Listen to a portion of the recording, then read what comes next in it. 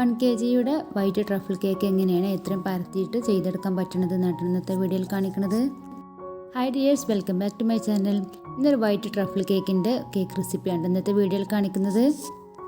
അപ്പോൾ ഈ white truffle cake ഉണ്ടാക്കാൻ വേണ്ടിയിട്ട് വൈറ്റ് സ്പഞ്ചാണ് ഉണ്ടാക്കിയെടുക്കുന്നത്. അപ്പോൾ അതിനായിട്ടുള്ള ഡ്രൈ ഇൻഗ്രീഡിയൻസ് ഒക്കെ ഒന്ന് സെറ്റ് ചെയ്ത് വെക്കുകയാണ്. ഇനി 1 കപ്പ് മൈദ, 1/2 ടീസ്പൂൺ ബേക്കിംഗ് പൗഡർ, 1/4 ടീസ്പൂൺ ഉപ്പ് ഇവയെല്ലാം ചേർത്തിട്ടൊന്ന് അരിപ്പയിലിട്ടൊന്ന് അരിച്ചെടുക്കുകയാണ്. ഇനി ഒരു ബൗളിലേക്ക് 4 മുട്ട, 1 teaspoon vanilla essence, 2 drop milk essence, 2 drop butter എസൻസും കൂടെ ചേർത്തിട്ടൊന്ന് ബീറ്റ് ചെയ്തെടുക്കുകയാണ്. മുട്ട ബീറ്റ് ചെയ്തിട്ട് ഇതുപോലെ ആയി കഴിഞ്ഞാൽ ഇതിലേക്ക് 1 കപ്പ് ഷുഗർ പൗഡറും കൂടെ ചേർത്തിട്ടൊന്ന് ബീറ്റ് ചെയ്തെടുക്കുകയാണ്. അപ്പോൾ ഷുഗർ പൗഡർ ചേർക്കുമ്പോൾ കുറേശ്ശെ ചേർത്തിട്ടൊന്ന് ബീറ്റ് ചെയ്യുക. നല്ല ടേസ്റ്റി ആയിട്ടുള്ള വൈറ്റ് സ്പഞ്ച് കിട്ടാൻ വേണ്ടിയിട്ടാണ് 3 എസൻസും ചേർത്തിട്ടുള്ളത്. എഗ്ഗ് നന്നായി ഫ്ലഫി ആവുന്നത് വരെ ബീറ്റ് ചെയ്തെടുത്തതിന് ശേഷമാണ് ഇതിലേക്ക് 2 ടേബിൾ സ്പൂൺ സൺഫ്ലവർ ഓയിൽ കുറേശ്ശായിട്ട് ചേർത്തെടുക്കുന്നത്. അപ്പോൾ ഈ സമയത്ത് ബീറ്റർ ലോ സ്പീഡിലാക്കിയിട്ട് വേണം ബീറ്റ് ചെയ്യാൻ.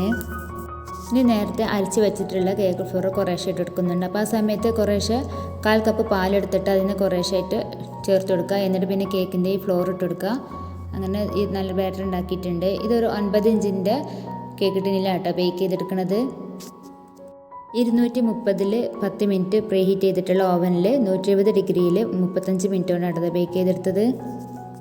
അപ്പോൾ കേക്ക് ഇപ്പോൾ നന്നായി ബേക്ക് ചെയ്തെടുത്തിട്ടുണ്ട്. ഇനി ഇതിലേക്ക് 1 കപ്പ് വൈറ്റ് ചോക്ലേറ്റ് ഗ്രേറ്റ് ചെയ്തതും പിന്നെ 1/2 കപ്പ് വിപ്പിംഗ് ക്രീമും ചൂടാക്കിയതും കൂടെ ഒന്ന് മിക്സ് ചെയ്തിട്ട് നല്ല ഗനാഷാക്കി ഉണ്ടാക്കുകയാണ്. 1/4 കപ്പ് വിപ്പിംഗ് ക്രീം ബീറ്റ് ചെയ്തതിൽ നിന്ന് കുറച്ച് വിപ്പിംഗ് ക്രീം മാറ്റി വെക്കുന്നുണ്ട്. എന്നിട്ട് ഇതിലേക്ക് ഈ വൈറ്റ് ഗനാഷ് ഇതിലേക്ക് മിക്സ് ചെയ്തെടുക്കുകയാണ്. വൈറ്റ് ഗനാഷും കുറച്ച് മാറ്റി വെക്കുന്നുണ്ട് ഫില്ലിങ്സ് ആയിട്ട് കൊടുക്കാൻ വേണ്ടിയിട്ട്.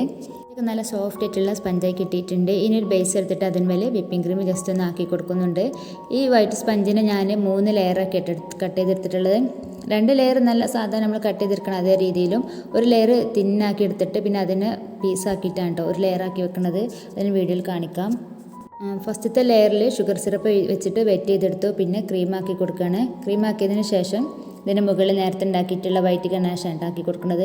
അപ്പോൾ ഈ വൈറ്റ് ഗനാഷൊക്കെ എല്ലായിടത്തും ആക്കി കൊടുത്തിട്ട് പിന്നെ ഇതിൽ മേലെ വൈറ്റ് ചോക്കോ ചിപ്സ് ആയിട്ട് കൊടുക്കുന്നത് ഫില്ലിങ്സ് ആയിട്ട്. ഇനി ഇതിൻ്റെ മേലെ 2ാമത്തെ ലെയറും വെച്ചെടുക്കുന്നുണ്ട്. ടോപ്പിൽ വരുന്ന ലെയറാണിട്ടത്. അപ്പോൾ അതിന് ഷുഗർ സിറപ്പ് വെച്ചിട്ട് വെറ്റ് ചെയ്ത് പിന്നെ ക്രീമാക്കി കൊടുക്കുകയാണ്. ഇങ്ങനെ ക്രീമാക്കി കൊടുത്തതിന് ശേഷം ഞാൻ ഈ കേക്കിൻ്റെ സെൻട്രൽ ഭാഗം കട്ട് ചെയ്തിട്ടാണ് ഈ അടുത്ത ലെയർ വെച്ചെടുക്കുന്നത്. അപ്പോൾ ഇങ്ങനെ ഈ കേക്ക് നീളത്തിൽ പരത്തിയിട്ട് ചെയ്യണമെന്ന് പറഞ്ഞാൽ ഇതുപോലെ കട്ട് ചെയ്തിട്ട് സെൻറ്ററിൽ ചെറിയൊരു പീസ് വെച്ച് കൊടുത്താണ് ചെയ്താൽ മതി. നേരത്തെ ചെയ്ത പോലെ തന്നെ ക്രം കോട്ട് ചെയ്തെടുക്കണം. അതേപോലെ തന്നെയാണ് ഇതും ചെയ്തെടുക്കുന്നത്. ഇത് ഞാൻ ചെയ്തെടുക്കണതിൻ്റെ വീഡിയോ ക്ലിപ്പിൻ്റെ അടുത്ത് അത് വീഡിയോ റെക്കോർഡായിട്ടില്ലേനു കേട്ടോ, അതാണ് കാണിക്കാൻ പറ്റാത്തത്. ഇത് ഓരോ ലെയർ ഇങ്ങനെ ചെറിയ ചെറിയ പീസാക്കി വെച്ചിട്ട് ഇങ്ങനെ 2 ലെയറാക്കി എടുക്കുകയാണ് ചെയ്തത്. ഇതിപ്പോൾ ഷുഗർ സിറപ്പ് വെച്ചിട്ട് ഇതേപോലെ തന്നെ വെയിറ്റ് ചെയ്തിട്ട് ക്രീമാക്കി കൊടുക്കുന്നുണ്ട്. ഫസ്റ്റത്തെ ആ ലെയറിൽ ഗണേഷും ആക്കി കൊടുത്തു. നമ്മളിതുപോലെ തന്നെ കേക്ക് ചെയ്തെടുക്കുമ്പോൾ സെൻട്രലാക്കി കൊടുത്താൽ ഇങ്ങനെ ഇതേപോലെ ചെറിയ പീസ് സെൻട്രലിൽ കൊടുത്താൽ അവർക്ക് കട്ട് ചെയ്തെടുക്കുന്ന സമയത്തും എളുപ്പമാവും. അടുത്ത് സൈഡിൽ വെച്ചെടുത്താൽ ഇതേപോലെ കട്ട് ചെയ്തെടുക്കുമ്പോഴൊക്കെ ചെറിയ ചെറിയ പീസായിട്ടാണ് കിട്ടുക. അപ്പോൾ അതില്ലാതിരിക്കാനാണ് ഞാൻ ഇതുപോലെ ചെയ്തത്.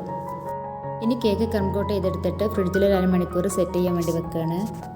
കേക്ക് നന്നായി തണുപ്പിച്ചതിന് ശേഷം നന്നായിട്ട് ഫിനിഷ് ചെയ്തെടുക്കാൻ വേണ്ടിയിട്ട് എടുത്തതാണ്.